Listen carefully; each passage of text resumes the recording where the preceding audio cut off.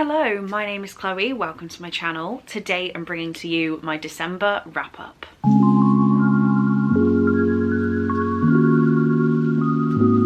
So December was a really weird reading month for me.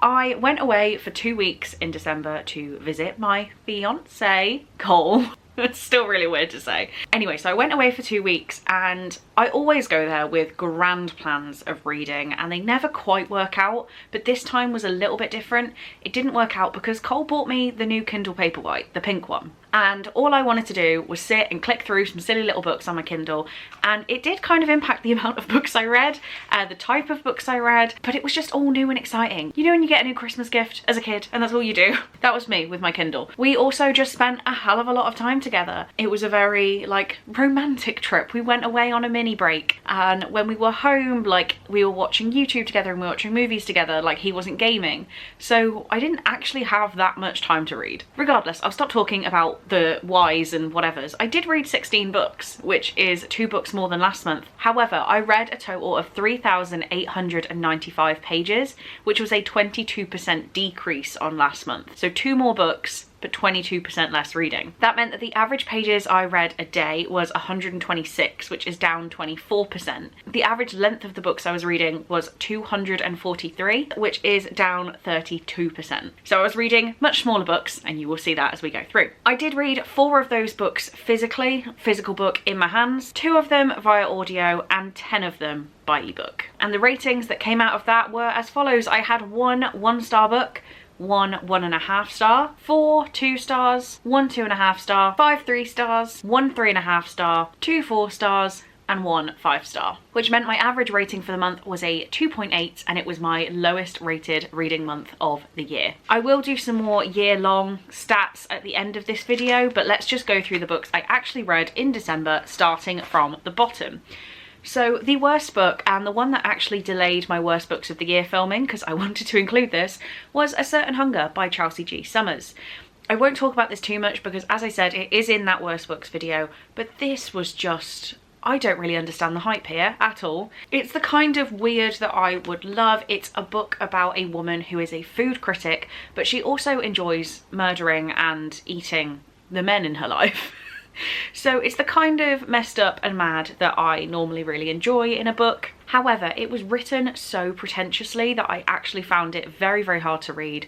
So hard to read, in fact, that I read about 100 pages physically and then purchased an Audible subscription because that's the only place the audiobook was available, and I couldn't get through it with my eyeballs anymore. I needed to listen to it. So yeah, wasn't a massive fan. This can now be unhauled now that I have filmed this video. It can exit from my life. Was not a big fan. Next up, the book I gave 1.5 stars to, and I am actually just so proud I finally read it, is Imaginary Friend by Stephen Chbosky. This book sucked in my humble opinion, and I say that with the utmost respect. So this one I really wish that I would have waited to film my worst books video, because this actually would have made it in about 8th spot, I think. This is a very Stephen King-esque horror. It felt like I was reading Stephen King. Stephen Chbosky wrote The Perks of Being a Wallflower, which is a book I loved as a teenager, so I had very high hopes that I would like the writing style.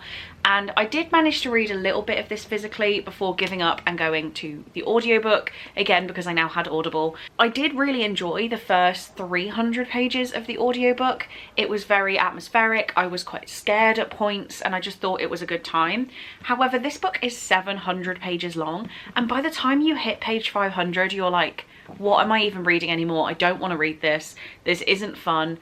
It's very repetitive, and I don't think I could actually break down what happens in the last 500 pages really, of how we actually get to any sort of resolution. The basic premise of what we're reading is we have Kate, who is a single mother, and her son Christopher is not very good at school. And one day he kind of disappears into the woods off the outskirts of town, and he comes back being like a basic genius, but he's also come back with this voice in his head that only he can hear, and the nice man has told him he needs to build a treehouse. It was just so weird. I didn't like it. I objectively did not like this. but it gets an extra half star for the 200 pages that I did enjoy. Okay, so next up we've got a couple of ebooks to talk you through. So the first 2-star book I have here is Merry Ever After by Tessa Bailey. I know that's going to be a controversial one, but overall I read the entire Under the Mistletoe series on Prime Reading. These are very, very short ebooks, and it's like I was saying earlier, I was just enjoying clicking through and finishing another ebook. I think I talk about it more in a vlog, but just that feeling of accomplishment of finishing a book was what I wanted. But this whole series was just lacking. Like, we've got some of the top romance authors writing novellas, and they just didn't do it for me, any of them. But this one was potentially, actually this wasn't the worst, this was the second worst. The worst is to come, but I gave it 2 stars because I didn't like it. So this is about a single mom who works in a thrift store and she lives above it, and this farmer guy keeps coming in and asking if she has any big jeans because he's too big for normal jeans. So she makes him a pair of jeans and delivers them to his house. This whole story, yes, it wasn't very long, but the whole thing was about how he was just physically too big to do anything. He was just too big for clothes, too big to be out of clothes, but you know what, it was just perfect, like that whole kind of vibe. I just don't think it was good. I just don't think the story was anything to be desired. I often quite like a romance with a single parent. There's some really good examples I can think of, but just this was, it just was bad. I'm sorry, I didn't like it. I didn't like it. He was just too big. Then the worst one, which I should have talked about first, was All by My Alf by Olivia Dade. This sucked, to be quite honest. I'm probably being quite brutal, but I just had such a disappointing time with these books. So we are following 2 university professors. They are like, they're not temp professors, but they're not full-time, like, I don't quite know what they are. They're not quite accomplished professors at this university. They're underpaid, and they decide that how they're going to get some extra money is work in the Mince-mobile, which is a repurposed weenie on wheels. And it's supposed to be about selling mince pies, but they don't actually have mince pies in the Mince-mobile. Our main female character, whose name, it's gone, I'm sorry, she's had a crush on this guy for a while, but she thinks that he is starting a relationship with her other friend, Professor, who is also in the Mince-mobile with them. And then it comes down to one night where the friend actually stays with a family member rather than stays with them, and they get stuck in traffic in the Mince-mobile overnight. It just, I still don't understand what the Weenie on Wheels was about. Odd. Next up, we have a really disappointing book, and that is Chasing Olivia by Michaela Schmalzer. So this is a sequel. The first book is called Finding Olivia. Yeah, it's Finding Olivia. And I read that on ebook, actually, in September when I went on holiday with my parents. And I really enjoyed it. It was a complete whim, but I was just attached to it. I had to know what was happening to the characters. Olivia and Trace's romance was just doing a lot for me. I really enjoyed getting to know them as characters. I was learning Olivia's backstory, and like there was a lot of childhood abuse in there. It was just a really dark but really uplifting story at the same time. So Chasing Olivia I thought would follow on. So I read the blurb of the book on Goodreads, and it's about how their relationship has kind of weakened, and they go on a road trip to bring that spark back, and they're supposed to be 2 years into their relationship. However, when you start reading the book, apart from the author saying that 2 years has passed, it doesn't actually feel like any time has passed at all. They're still kind of, they go on this road trip and there's no issues between them, so the blurb makes absolutely no sense. I realise I should stop talking quite so much because it is a sequel, but they go on this road trip for an undetermined reason. I won't actually say the reason, and all of the conversations they're having are like they're in the first 6 months of dating. Like, maybe it's not a first date conversation, but it was just like, hey, what's your favourite song? And I was like, what do you mean? Because if you said to me, like, obviously I've been with Cole 5 years now, but if you said to me, what's Cole's favourite song? I could probably list you 5 different moods he'd be in and what his favourite song would be in those moods.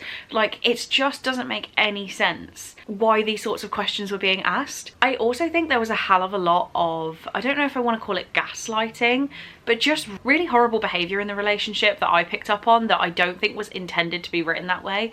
But we had, I won't be specific, a situation where Olivia did not want to do something and Trace tells her that she should do it, and for her own good she should do it. He tricks her into doing it, says that, like, to make me happy you should do it. Really weird. Did not like this book. 2 stars. Then one that I wanted to love, we have Corrupt by Penelope Douglas. This is book 1 in the Devil's Night series, and I won't be continuing this series. I read this, the mother-in-law gave it to me physically, and then I ran out of time so I had to put it on my Kindle. We're following a woman who has grown up next to the Christ family, and the older brother of the Christ family, Michael, is one of the 4 horsemen who they go out on Devil's Night, which is the night before Halloween, and they play pranks, but the pranks are actually like deadly. We've got fires, we've got attacks, we've got fights, we've got women being very badly mistreated, and it's kind of following our main character, whose name has slipped my brain. She gets in a relationship with the younger brother of the Christ family. That doesn't work out, and now she's moving, at least across the state, to move into Michael Christ's building. She's going to be in the floor below him, but she doesn't know that, and there's a whole plan to get revenge on this woman for something that happened, and we don't find out what happened until like the last 50 pages. Either way, I realise I've rambled, but this book just wasn't very good. I also didn't enjoy the smut. I feel like I read Birthday Girl by Penelope Douglas and loved that so much with my whole heart.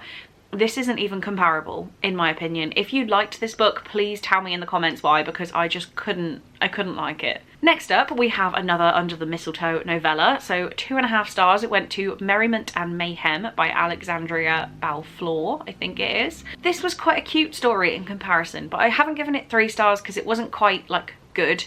It was just Well, we're following a woman who seems to be getting herself in a little bit of mischief, and a really nice looking fireman comes and saves the day both times. And to be honest, that's all I can tell you about it. I think I said in my review that there was nothing wrong with it. I just feel very like ambivalent. Is that the word? Ambivalent. Like I just don't really care either way about it, and looking back, all I can remember is it was a nice fireman. I think she was baking cookies and they burnt, and then that set the fire alarms off, and then the next one is she's putting up Christmas lights and the ladder breaks, so she's just hanging from the roof.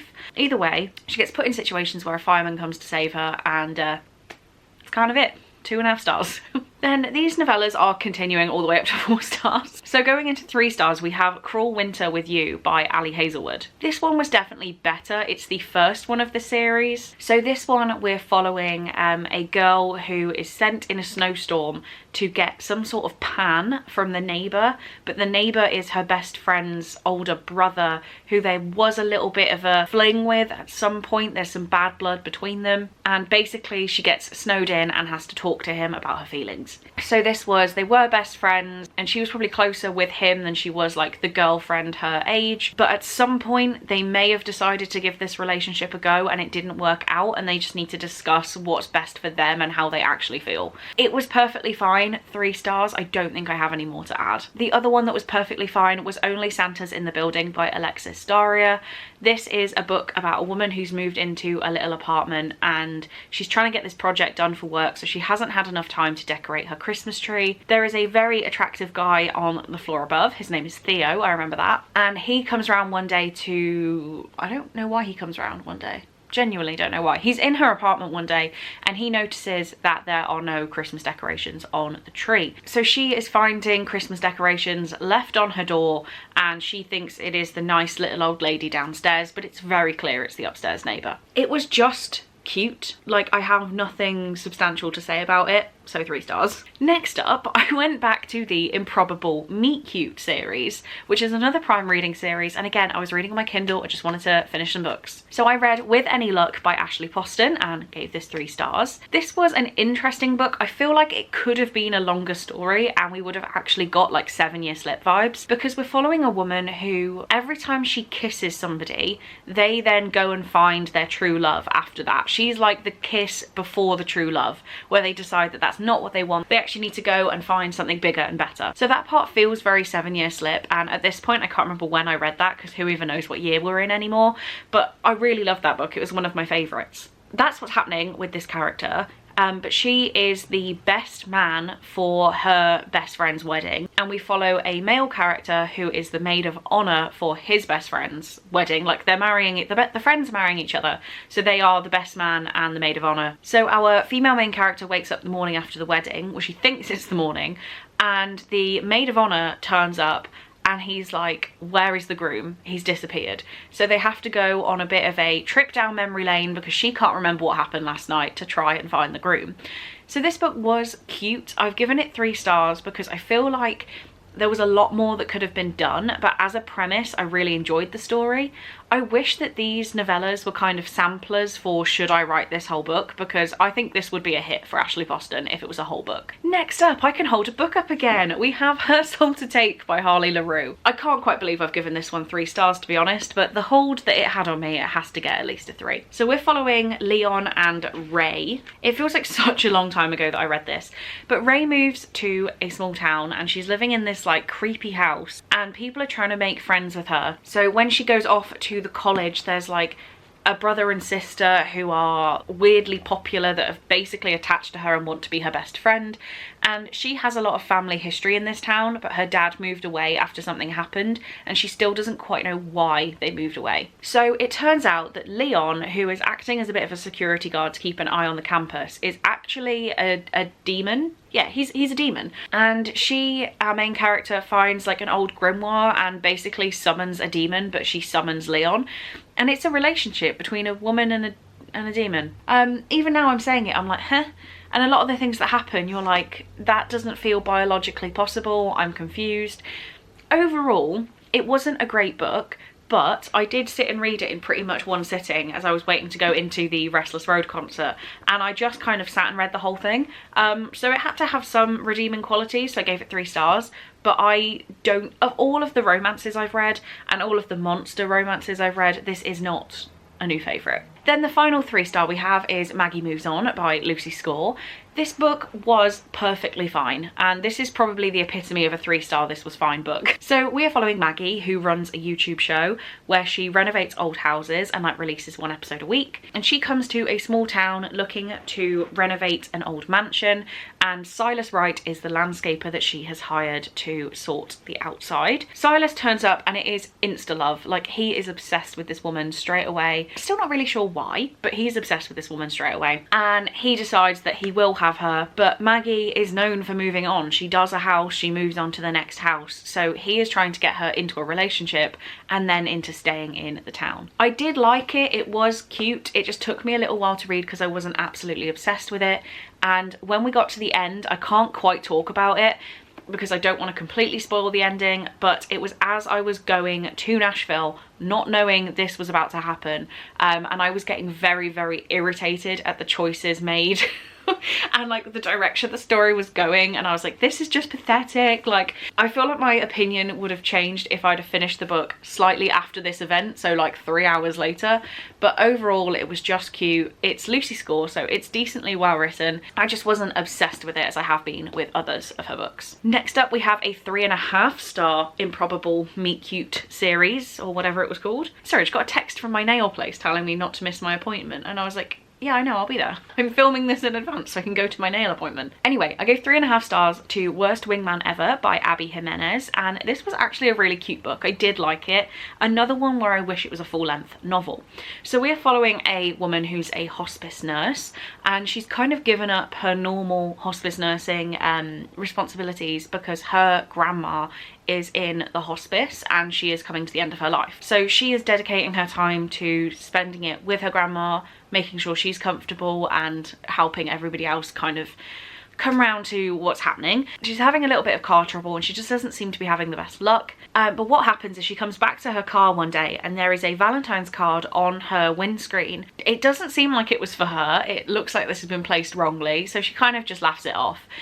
It turns out our worst wingman in the title is the brother of the person who was giving this card, and he had the responsibility to leave it on his brother's girlfriend's car, but he picks the wrong car. So that starts some sort of conversation between the two in terms of like leaving each other notes. He notices her car tire is deflating, so he sorts that out for her, leaves a note. She gets a little windscreen nurse holding a sign that says thank you, and they're having this like conversation, I guess, over the car. Like, that's what's happening, but they've never met.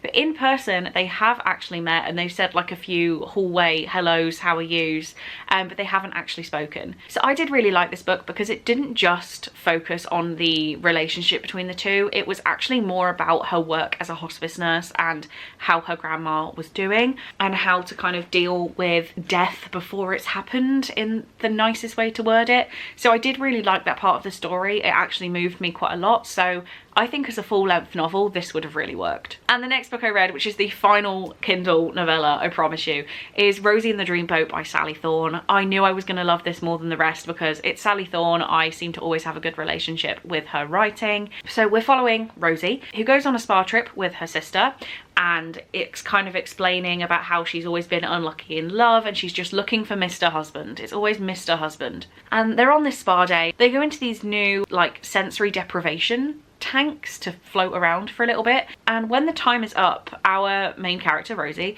her tank won't open, so she is stuck in there and they have to call the fire brigade to get her out. But because these tanks are brand new, the spa doesn't want to void their warranty on them because they haven't even started the warranty.